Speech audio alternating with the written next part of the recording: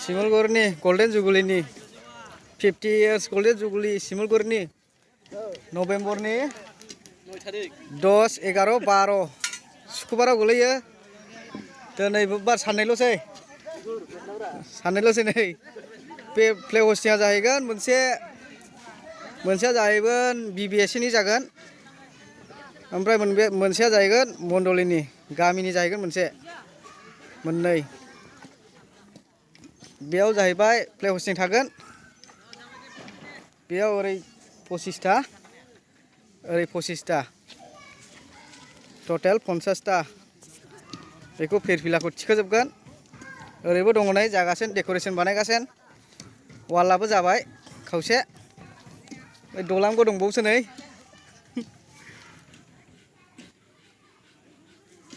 दलांबो दङ दलाङा बानायगासिनो नै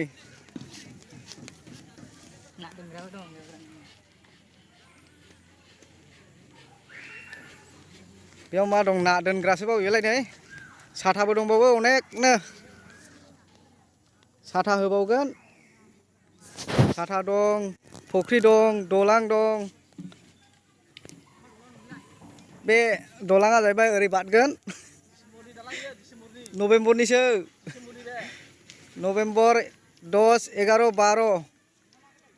फैलादो गासिबो खाथि खालादो मिथिग्राफ्रा गासिबो फैनानै नायफैलादो माबायदि जायो जुगुलि देनांहाय उनावहाय नोंसिनि जुगुलि जाला खुङो एसे हानाय बादि बिराद खस्थ' जायो बानायनो साननोहाय हनै बेबो बे जाहैबाय हाजो जागोन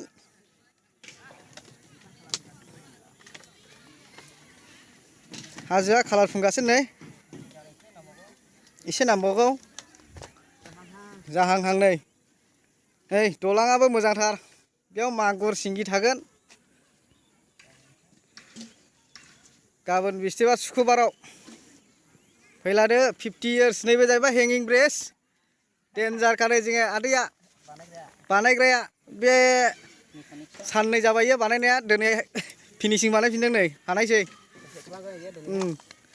नै बिथाङा जोंनि बे मा होनो इयुथफोरनि प्रेसिडेन्ट जाहैबाय हाजो बानायग्रा औ कालार होदों दा दे हाजोआ दंफां लाइफांजोंहाय बुंफब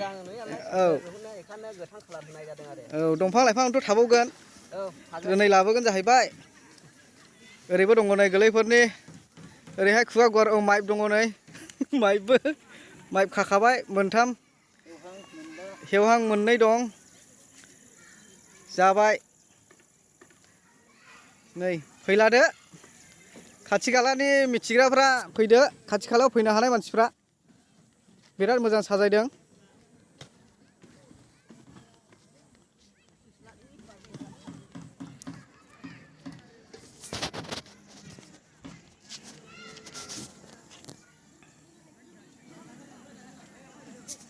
बे जाहैबाय बाख्रि गोदोनि आबै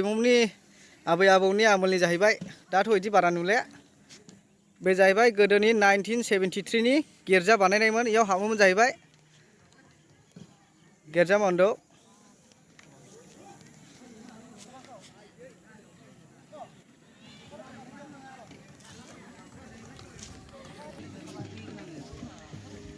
मोसानायनि सोलोंगासिनो नै आइजोफ्रा